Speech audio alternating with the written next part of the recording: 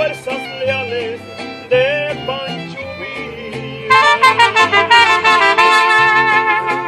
En una tarde nublada, una avanzada me sorprendió, y tras de ser sentenciado fui sentado al paredón.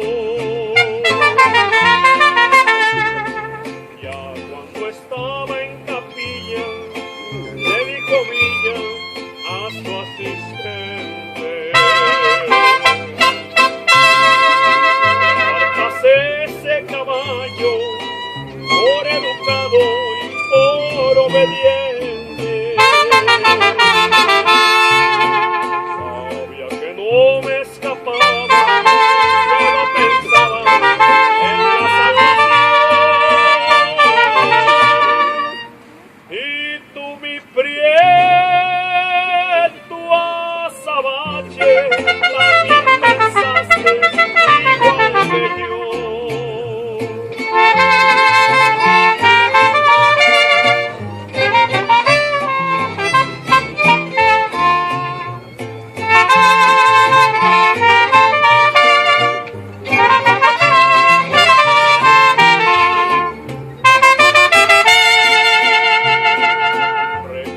Que me dijeron, pide un deseo para fusilarte.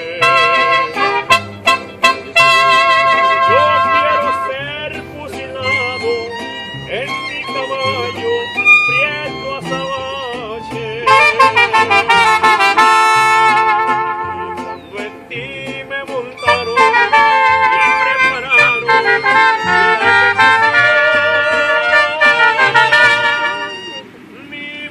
de mando esperaste, me abalanzaste sobre el pelotón.